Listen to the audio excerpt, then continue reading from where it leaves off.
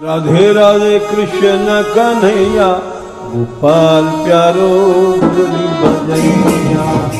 भक्त के चरित्र का श्रवण करेंगे जो श्री भक्तमाल जी का कई दिनों से क्रम चल रहा है। बिल्व मंगल जी का चरित्र सुना और उसके बाद श्री भक्तमाल जी में आगे के क्रम में श्री नाभा जी महाराज ने श्री महाप्रभु जी के परिकर श्री विष्णुपुरी जी के चरित्र का स्मरण किया है। तो यहाँ जो भक्ति महारानी का श्रृंगार है, इसमें सबसे पहले भक्ति का आश्रय लेने में प्रण अवश्य होना चाहिए। प्रण क्या है, प्रण का क्या स्वरूप है, प्रण कैसे लिया जाए। एक बहुत सुंदर क्रम प्रण का बताया गया है।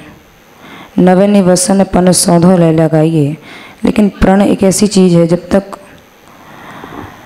प्रण के लिए पक्का ना हुआ जाए, प्रण तभी लिया जाता है जब पक्का हो जाए कि हमें इस बात का प्रण हमने ले लिया है, अब हम इस प्रण को, अपने संकल्प को, अपनी इस बात को हम पूरा करेंगे, हम पूरा करके ही रहेंगे। यह है प्रण। लेकिन प्रण तभी होता है जब अहंकार होता है कि हम करेंगे। श्री भाव हैं, इन्होंने हृदय पर एकदम कब्जा कर लिया है। ये छोड़ते नहीं हैं, दैवी गुणों को प्रकट नहीं होने देते हैं, दैवी गुणों को आने नहीं देते हैं। तो इसके विपरीत जो भक्त का स्वभाव है, वो स्वभाव है मृदु होना। मृदु माने कोमल होना। तो ये जो दैवी संपत्ति और आसुरी संपत्ति का जो वर्णन श्री भगवान ने गीता जी में किया है, आसुरी संपत्ति बताई हैं, दम्भो दर्पोभिमानश्च क्रोधः पारुष्यमेव च ज्ञानम चावी जातस्य पार्थ संपदम आसुरीम। ये आसुरी संपत्ति हैं। और दैवी संपत्ति क्या है, 16वें अध्याय में श्री भगवान ने वहीं दैवी संपत्ति का भी वर्णन किया है कि दया भूतेषु लोलुत्वम मार्दवम हीर चापलम। दैवी संपत्ति है जो चीज़ मृदु होती है। मृदु वस्तु बहुत देर तक टिकती है, कठोर वस्तु बहुत देर तक नहीं टिक सकती है। मृदु वस्तु की आयु बहुत लंबी होती है। जैसे आज वर्तमान में जो हमारा सनातन धर्म, जहाँ मृदुता का, दैन्य का, सौहार्द का, सनातन धर्म ही एक ऐसा धर्म है जहाँ सब जीव मात्र के प्रति दया का भाव श्री ठाकुर जी ने गीता जी में बताया है, जो दैवी संपत्ति बताई हैं। लेकिन आज वर्तमान में आसुरी संपत्ति को बढ़ते हुए देखकर लोग कहते हैं, भाई आज जो वर्तमान में स्थिति है, असुरता बढ़ती जा रही है, लोग आसुरी स्वभाव के होते जा रहे हैं, या अन्य धर्मों के लोग बढ़ते जा रहे हैं। ऐसा लगता है जैसे सनातन धर्म धीरे धीरे लुप्त ही हो जाएगा। लेकिन भले ही देखने में वर्तमान में ऐसा लगे कि सनातन धर्म को मिटाने के लिए अथवा सनातन धर्म को लुप्त करने के लिए, एकदम जड़ से हटाने के लिए यहाँ बहुत सारे प्रयास आसुरी लोगों के किए जा रहे हैं। लेकिन व्यवहार की दृष्टि से तो ये बात ठीक है। व्यवहार से देखने में तो लगता है कि जैसे सनातन धर्म के ऊपर बड़ा लोग अत्याचार कर रहे हैं और ये कितने दिन तक टिकेगा ये पता नहीं। किंतु एक ऐसा सूक्ष्म गुण होता है मार्दव। मार्दव जहाँ होता है, जो अत्यंत करुणा का स्वभाव होता है, दैन्य का स्वभाव होता है, कोमल, जहाँ मार्दव होता है वो वस्तु लंबे समय तक टिकती है। और जहाँ पर कठोरता होती है वो लंबे समय तक नहीं टिकता है।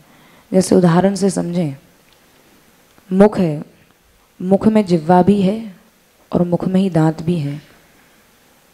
दांत जल्दी गिर जाते हैं और जिह्वा मृत्यु तक, अंत तक रहती है। उसकी लंबी आयु होती है, लंबे समय तक रहती है। तो कहने का भाव है कि जो कोमल वस्तु है अर्थात मार्दव है, आसुरी लक्षण ज़्यादा देर तक नहीं टिकते। न जाने कितने असुर हुए, कितने असुरों ने केवल ये कलयुग की बात नहीं है, सतयुग से ही सतयुग त्रेता द्वापर में सनातन धर्म को नष्ट करने के अनेक प्रयास किए गए, लेकिन सनातन क्या है जो कभी नष्ट नहीं होता है। ना सतो विद्यते भावो ना भावो विद्यते सतः, जिसका कभी त्रिकाल में भी नाश नहीं होता है, वही सनातन धर्म है। तो दया भूतेषु लोलुत्वम मार्दवम हीर चापलम, मार्दव का दैन्य का दया का जोड़ा है और अहंकार का जोड़ा है पारुष्य के साथ। दंभो दर्पो विमानस्य क्रोधः पारुष्यमेव च, जहाँ अभिमान है वहाँ पारुष्य अर्थात कठोरता जरूर रहेगी। तो इसलिए जहाँ कठोरता है वो चीज़ बहुत देर तक टिक नहीं सकती है। रावण जो त्रिलोक विजयी, यहाँ तक कि जिसने मृत्यु को भी अपने सिंहासन के पाए से काल को भी बांध रखा था, जहाँ जिसके इतना लंबा चौड़ा जिसका वैभव, कि जिसके परिवार में कितने पुत्र हैं, कितने सगे संबंधी हैं जिनकी कोई गणना ही नहीं, लेकिन वो भी नहीं बच पाए क्योंकि आसुरी संपत्ति का आश्रय लिया। अहंकार, कठोरता, जीवों को सताना, ये सब जो आसुरी संपत्ति का राज्य जहाँ होता है वहाँ वो चीज़ ज़्यादा देर तक नहीं टिकती है। अब रावण की कितनी बड़ी संपत्ति, कितना बड़ा वैभव, काल भी जिसके सामने कुछ बोल नहीं सकता था। जहाँ हनुमान जी ने हाथ जोड़कर विनती करके समझाया है रावण को, विनती करहूँ जोरी कर रावण सुनहु मान तजी मोर सिखावन, और बहुत कुछ हाथ जोड़कर कहा, लेकिन रावण समझा नहीं, बोला बेहसी महाअभिमानी था। तो यहाँ जो प्रण करने की बात है, ये जो भक्ति का सुंदर स्वरूप समझाया है श्री भक्तमाल जी के आश्रय से। मनन सुमीर अनुवाय अंगुछाय दया, नवनी वसन पन सौंधों ले लगाइए। भक्ति में सबसे पहले प्रण की आवश्यकता है। बिना प्रण के, बिना दृढ़ संकल्प किए हुए साधक को भक्ति की प्राप्ति नहीं हो सकती है। सबसे पहले प्रण की आवश्यकता है। प्रण किया जाए कि हाँ हमें प्रण करना है, हमें कुछ भक्ति के जीवन में, भक्ति के सिद्धांतों को जीवन में क्रियान्वित करना है। ये जो प्रण है, यही प्रण भक्ति को अग्रसित करता है। प्रण अत्यंत आवश्यक है और बिना अहंकार के प्रण होना ये असंभव सा है। तो ये इसका कैसे यहाँ सामंजस्य किया जाए, कैसे इस बात को समझा जाए। भक्ति भी आवश्यक है, प्रण भी आवश्यक है, लेकिन प्रण बिना अहंकार के नहीं हो सकता, लेकिन अहंकार के साथ भक्ति कैसी। तो यहाँ पर जो कहा है कि जो प्रण है, जो कठोरता वाली बात है, बोले ये अभिमान जो है ये त्याज्य नहीं है। ये जो प्रण है ये त्याज्य नहीं है। और इस प्रण को कैसे स्वीकार किया जाए। अस अभिमान जाय जनि भोरे, मैं सेवक रघुपति पति मोरे। भक्ति में अहंकार अभिमान होना अति आवश्यक है। अब ये भी बड़ी विचित्र बात है कि अहंकार होना भक्ति में क्यों आवश्यक हो गया। बोले लेकिन ये थोड़ा भिन्न अभिमान है, ये थोड़ा भिन्न अहंकार है, अपने साधन का अभिमान नहीं। ये जहाँ अभिमान के विषय में जो चर्चा की गई है, ये नारद भक्ति सूत्र में एक बड़ा सुंदर सूत्र लिखा है, एक बड़ा विलक्षण सूत्र है। नारद भक्ति सूत्र में श्री नारद जी महाराज ने कहा है कि भक्ति में अभिमान अति आवश्यक है, लेकिन वो कौन सा अभिमान है। ये काम क्रोध जितने भी हैं, बोले काम क्रोध अभिमान्यधिकम तस्मिन्नेव करणीयम। यहाँ ये काम क्रोध जितने भी हैं, बोले इनको छोड़ो मत। बोले ये बड़ी विलक्षण सूत्र लिखा है श्री नारद जी ने। बोले हाँ, काम क्रोध अभिमान्यधिकम तस्मिन्नेव करणीयम। बोले जो अभिमान है, काम है, क्रोध है, उनका मुंह मोड़ दो। काम करना है, काम की भावना है तो भगवान की कामना करो। क्रोध करना है तो अपनी वृत्तियों पर क्रोध किया जाए कि अरे हमारी वृत्ति ये भगवदोन्मुख नहीं हो रही है, तो अपनी वृत्ति पर क्रोध किया जाए। यदि काम प्रकट हो रहा है हृदय में तो उसको श्री ठाकुर जी की तरफ मोड़ दिया जाए कि यह श्री ठाकुर जी की ही कामना हो। अभिमान करना है तो अभिमान किस बात का करना है। अस अभिमान जाय जनि भोरे, मैं सेवक रघुपति पति मोरे। तो बोलो कुछ छोड़ने लायक वस्तु नहीं है, छोड़ो मत, अपने दोषों को श्री ठाकुर जी में अर्पित कर दो। लेकिन ये सब सूत्र सुनने में बड़े आसान हैं, सुनने कहने में बहुत ही सरल हैं, लेकिन इनको क्रियान्वित करना अत्यंत कठिन है। बहुत दुष्कर है। इसलिए भक्तजनों को अभिमान होता है। वो क्या अभिमान करते हैं? हम हैं राधे जू के बल अभिमानी। यह अभिमान भक्तों का होता है।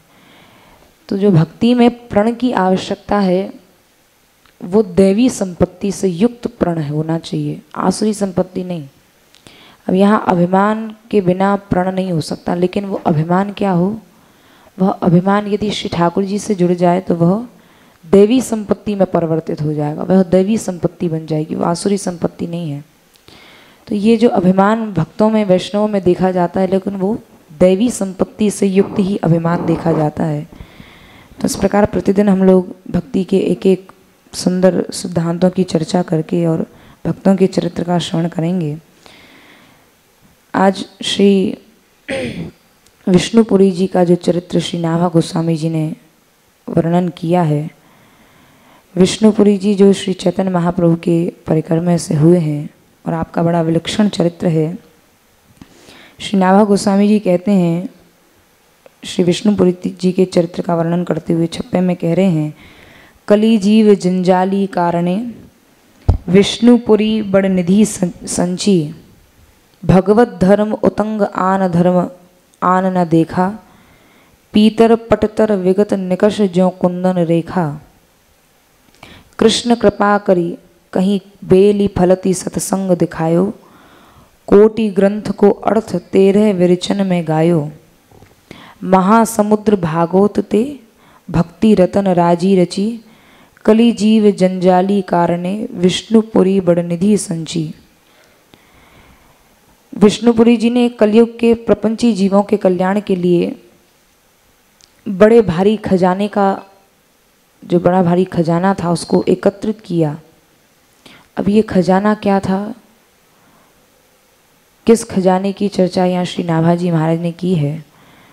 तो यहाँ इस छप्पे में अग्रिम पंक्ति में कहते हैं, भगवत धर्म उतंग आन धर्म आन न देखा। इन्होंने भागवत धर्म अर्थात सनातन धर्म के आगे अन्य किसी धर्म को न देखा, न माना, न उसको स्वीकार किया। वैष्णव धर्म के अंतर्गत ही सब धर्म आते हैं, यही आपने स्वीकार किया, अर्थात वैष्णव धर्म ही सर्वोत्तम धर्म है। वैष्णव धर्म का आश्रय ही अन्य धर्म लेते हैं, चाहे वो अवैदिक धर्म है, चाहे वो वैदिक धर्म है। और वैदिक धर्मों को कैसे इन्होंने, जैसे कसौटी पर जब सोने की रेखा चमकती है तो उसके सामने भले ही पीतल भी पीला पीला दिखाई देता है, लेकिन सोने की कांति तो सोने की कांति है। पीतर पटतर विगत निकष ज्यों कुंदन रेखा, जैसे पीतल में सोना अलग ही दिख जाता है, भले ही पीतल भी स्वर्ण जैसे ही वर्ण का है, लेकिन स्वर्ण की कांति अपनी स्वर्ण की कांति है, पीतल पीतल ही रहेगा। पीतर पटतर विगत निकष ज्यों कुंदन रेखा, कृष्ण कृपा कही बेल फलति सत्संग दिखायो, कोटि ग्रंथ को अर्थ 13 विरचन में गायो। परम विद्वान थे श्री विष्णुपुरी जी, जिन्होंने 13 विरचन में समस्त ग्रंथों का सार लिखा है।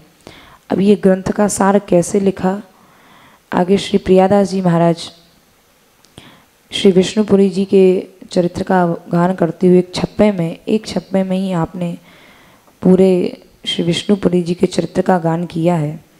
जगन्नाथ क्षेत्र माज बैठे महाप्रभु जू, चहु और भक्त भूप भीर अति छाइए, बोले विष्णुपुरी पुरी काशी मध्य रहें, याते जानियत मोक्ष चाह नी की मन आई है। श्री चैतन्य महाप्रभु जब जगन्नाथपुरी में बैठे हुए थे तो श्री प्रियादास जी कह रहे हैं, जगन्नाथ क्षेत्र माज बैठे महाप्रभु जू, महाप्रभु जी बैठे हुए थे और समस्त वैष्णव जन प्रतिदिन श्री महाप्रभु जी का सत्संग करने, कीर्तन करने बहुत सारे सैकड़ों वैष्णव भक्त आते थे। और जब कीर्तन हो जाता था तो भक्ति संबंधी कुछ चर्चाएं भी महाप्रभु जी के साथ और श्री समस्त भक्त वैष्णवों को जो परिकर था वो किया करता था। तो महाप्रभु जी बैठे हुए हैं जगन्नाथपुरी में। कुछ वैष्णवों ने आकर महाप्रभु जी से चर्चा की कि महाप्रभु आप यहाँ जगन्नाथपुरी में बैठे हुए हैं और समस्त भक्त, समस्त परिकर प्रतिदिन आपके पास संकीर्तन करने के लिए, भक्ति के सुंदर सिद्धांतों की चर्चा करने के लिए आते हैं। लेकिन देखिए ये विष्णुपुरी जी को क्या हुआ, वो आपके इतने सुंदर सत्संग को छोड़कर और क्यों उन्होंने काशी में रहने लगे। बोले विष्णुपुरी काशी मध्य रहें याते जानियत, मोक्ष चाह नीकी मन आई है। विष्णुपुरी जी आपके यहाँ जगन्नाथपुरी में, जहाँ भक्ति का इतना सुंदर वातावरण है, जहाँ आप साक्षात कृष्ण रूप विराजे हुए हैं, जहाँ नाम संकीर्तन की प्रतिदिन धारा बहती है, ऐसी सुंदर धारा को छोड़कर और विष्णुपुरी जी क्यों काशी में जाकर निवास करने लगे। काशी में निवास करने का तात्पर्य तो यही है, क्या भक्ति को छोड़कर विष्णुपुरी जी के हृदय में मुक्ति की इच्छा हो गई, मुक्ति की प्राप्ति की इच्छा हो गई है, क्या वो मोक्ष चाहने लगे हैं। क्योंकि ऐसा शास्त्रों में लिखा है, काश्याम ही मरणाम मुक्ति। काशी में कोई व्यक्ति आके भले ही कोई साधन ना किया हो, कुछ ना किया हो, आके भले ही मर ही जाए, मरते ही काश्याम मरना मुक्ति, काशी में मरते ही मुक्ति की प्राप्ति हो जाती है। तो मुक्ति आदि की वह भूमि है। तो ये बात समझ में नहीं आती, क्यों विष्णुपुरी जी जाकर और काशी में रहने लगे। क्या उनको मोक्ष की इच्छा हो गई, क्या वो मोक्ष प्राप्ति, क्या उनके हृदय में भक्ति से बड़ा मोक्ष हो गया, क्या वो भक्ति से बड़ा मोक्ष को मानने लगे हैं, मोक्ष की प्राप्ति को मानने लगे हैं। तो जितने कुछ वैष्णव थे उन्होंने यह बात श्री महाप्रभु जी से जब कही, तो महाप्रभु जी ने वैष्णवों को समझाया कि ऐसा नहीं है, विष्णुपुरी जी तो परम वैष्णव हैं। बोले विष्णुपुरी काशी मध्य रहे याते, जानियत मोक्ष चाह नीकी मन आई है। लिखी प्रभु चिट्ठी। अब सब वैष्णवों को कैसे विश्वास हो कि विष्णुपुरी जी तो कोई मुक्ति की इच्छा से काशी में नहीं रह रहे हैं। भक्त तो जहाँ रहने लग जाए वहीं भक्ति की मंदाकिनी बहने लगती है, उनको मुक्ति से क्या प्रयोजन। विष्णुपुरी जी तो परम वैष्णव हैं, परम भक्त हैं। उनके इस अंतरंग भावों को अब हर व्यक्ति तो पहचान नहीं सकता था।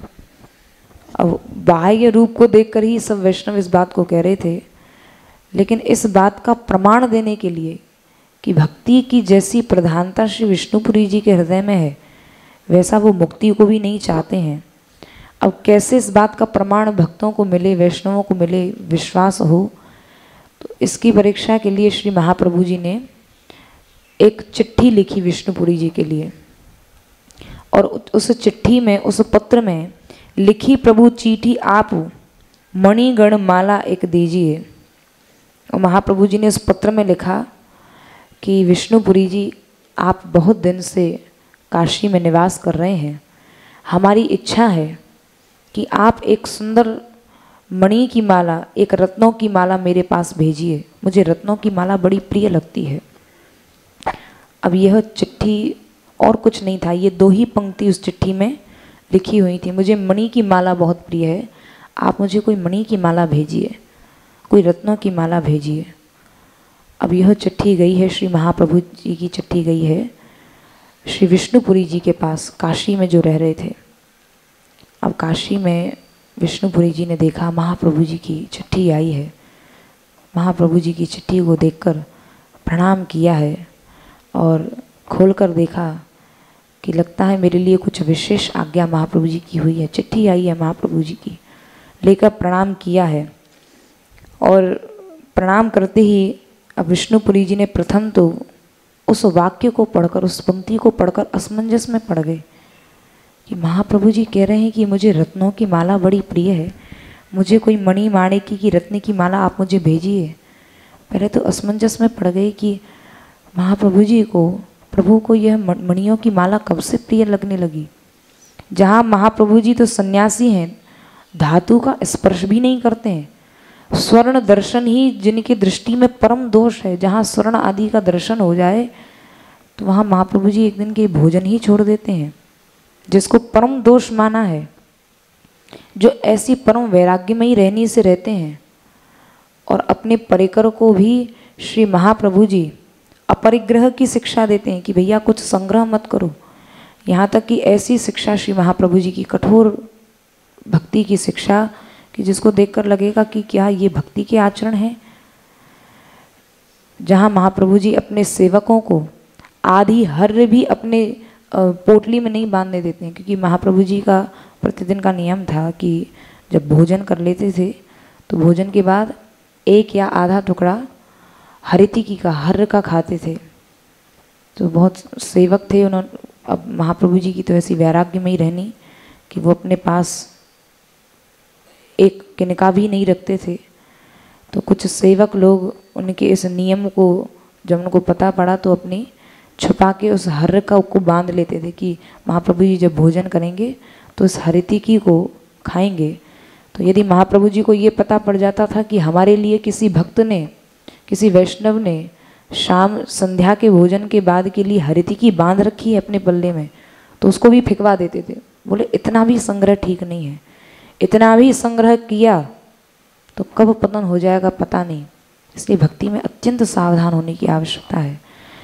तो यह जब पत्र पढ़ा है श्री विष्णुपुरी जी ने कि श्री महाप्रभु जी कह रहे हैं मुझे रत्नों की माला इतनी प्रिय है कि तुम मुझे कोई रत्नों की माला, मणि की माला भेजो, तो उनको बड़ा आश्चर्य हुआ। जहाँ श्री महाप्रभु जी अपरिग्रह की ऐसी शिक्षा देते हैं, उत्कट शिक्षा, जहाँ एक आधी हरिति की हर भी अपने पल्लू में नहीं बांधने देते हैं, उनको मणियों की माला कैसी प्रिय है।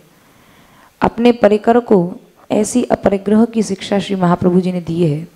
जिस समय श्री रघुनाथ दास गोस्वामी श्री महाप्रभु जी की शरण में आए हैं और बड़े ऊंचे घर के थे, रघुनाथ दास गोस्वामी बाद जब श्री जगन्नाथपुरी में महाप्रभु विराज रहे हैं, रघुनाथ दास गोस्वामी आए तो कई दिन तक तो जो महाप्रभु जी के परिकर हैं, वैष्णव हैं, वो जो दे देते थे वो खा लेते थे रघुनाथ दास गोस्वामी पाद।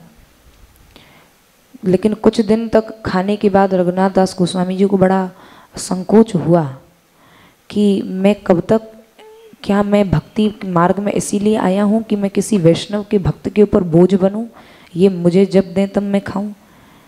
अरे अन्य वैष्णव भी तो भिक्षा मांगकर खाते हैं, तो मैं भी चलो भिक्षा मांगकर खाऊंगा। अब भिक्षा मांगकर खाने लगे, तो भिक्षा मांगकर जब खाने लगे तो उनको मन में संतोष नहीं हुआ, क्योंकि बहुत से लोगों को पता पड़ गया श्री रघुनाथ दास गोस्वामी पाद के विषय में कि बड़े ऊंचे कुल के हैं, ऊंचे घर के हैं और इनका क्या वैभव है, क्या इनकी स्थिति है। तो लोग भिक्षा में भी इनको बढ़िया बढ़िया अन्न देने लगे।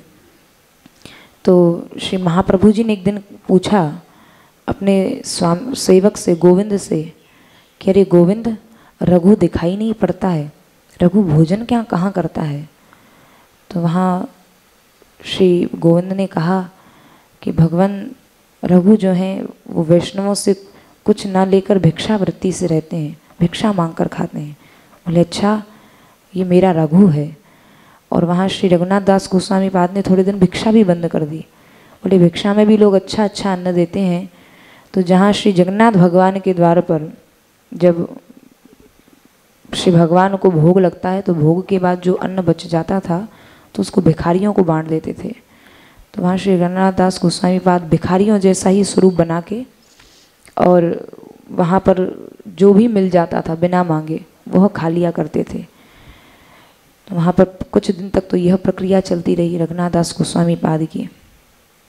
जब यह रघुनाथ दास गोस्वामी ने देखा कि अब कुछ लोग यहाँ पर भी हमको पहचानने लगे हैं, जो वहाँ मिल जाता था उसको खा लेते थे, लेकिन वहाँ रघुनाथ दास गोस्वामी पाद ने कहा कि अभी यहाँ पर भी हमें लोग पहचानने लगे हैं, अच्छा अच्छा अन्न देने लगे हैं, तो यहाँ पर भी हमारा खड़ा रहना ठीक नहीं है। तो प्रतिदिन जब महाप्रभु जी जाते थे श्री जगन्नाथ भगवान के दर्शन करने, तो वहाँ देखते थे कि रघुनाथ इतने संपन्न घर से हैं, लेकिन यहाँ भिखारियों की तरह इस पंक्ति में खड़े होकर खाते हैं। लेकिन कुछ दिन बाद वहाँ पर भी नहीं दिखाई दिए।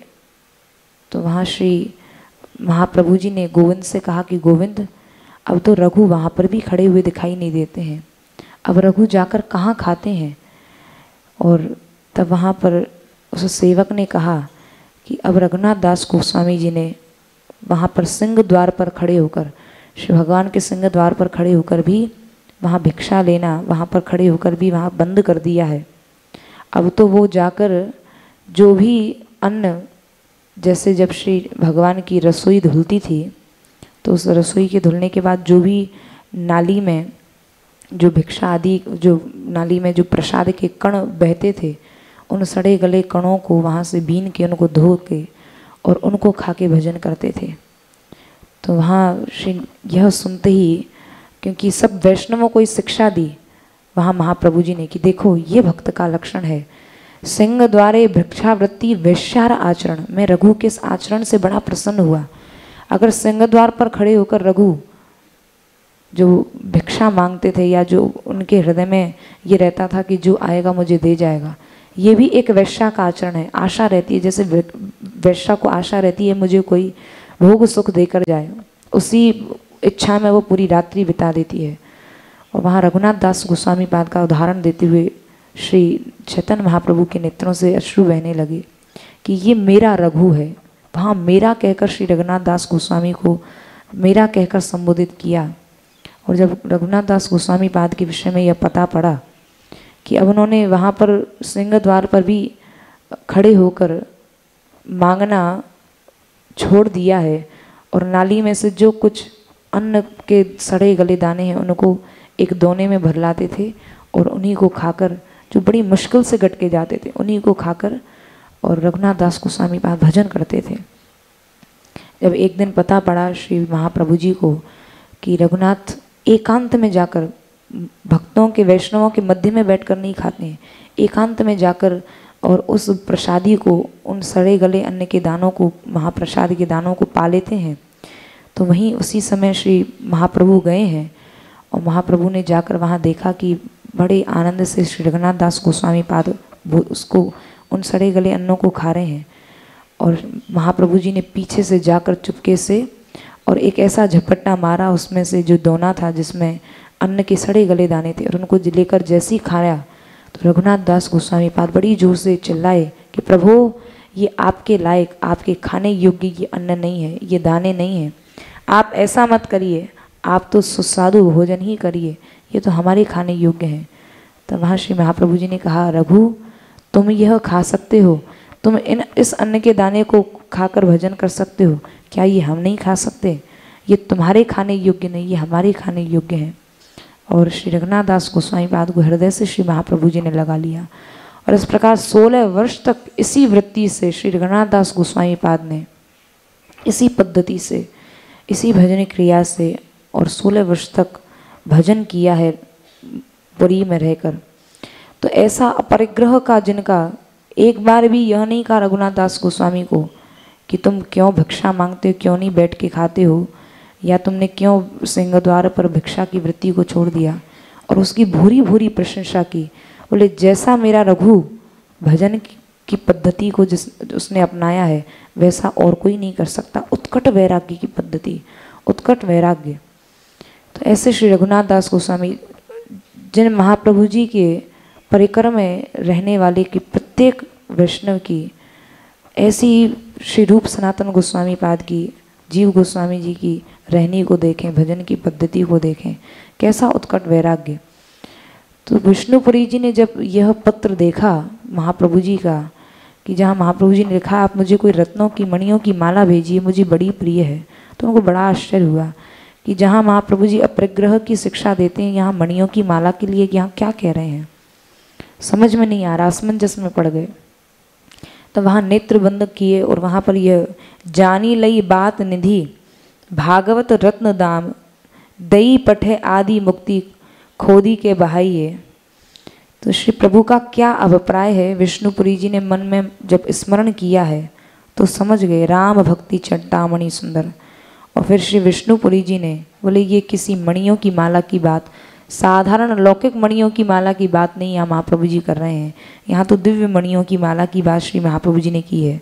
और उसी समय श्रीमद् भागवत रूपी महासमुद्र को और उसके विचार रूपी मंदराचल से मतकर भक्ति के प्रतिपादक श्लोक रूपी रत्नों का संग्रह श्री विष्णुपुरी जी ने किया है।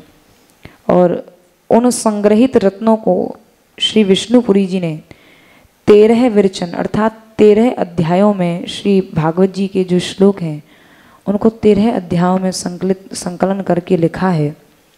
और उसी का नाम श्री भक्ति रत्नावली नाम से वो पोथी तैयार हो गई।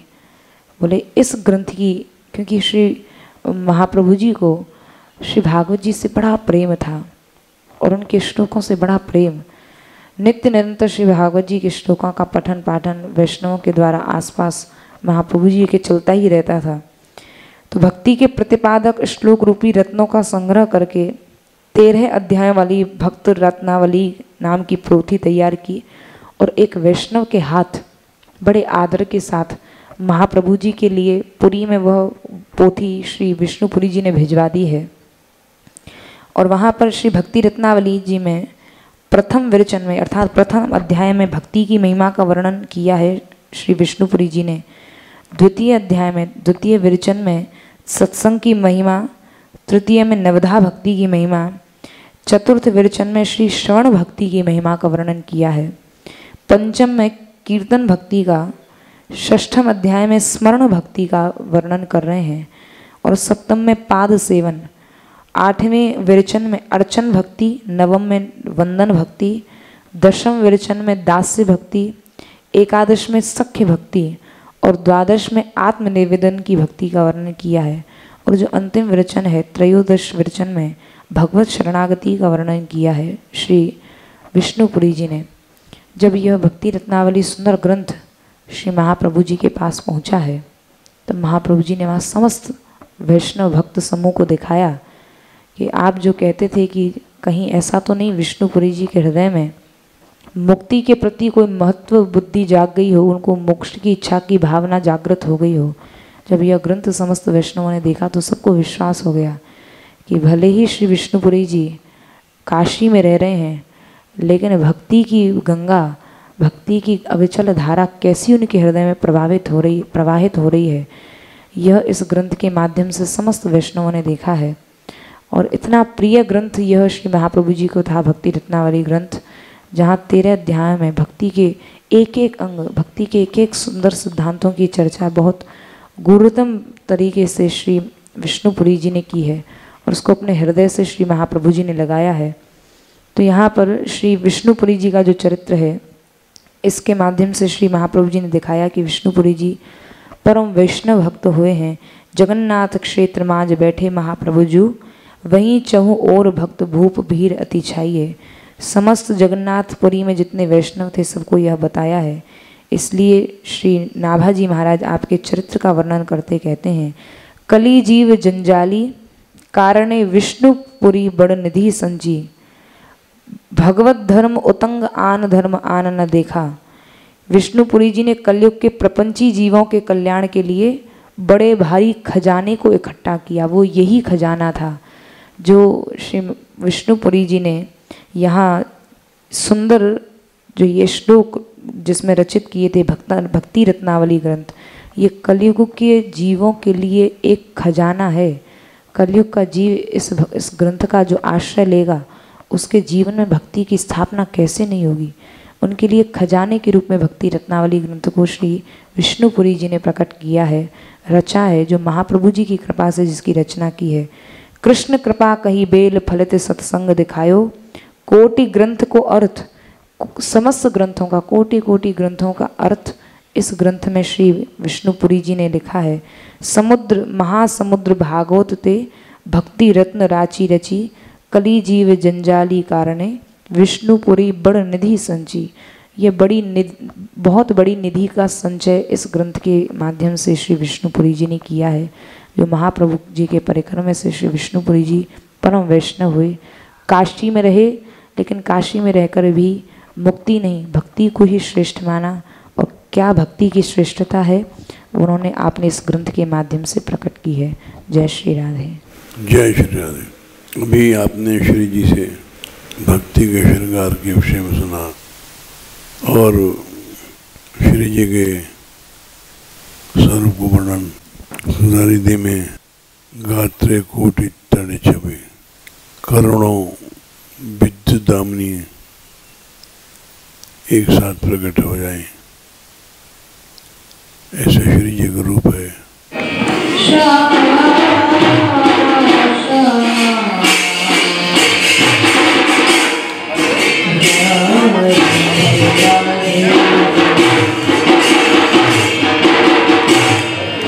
Namaste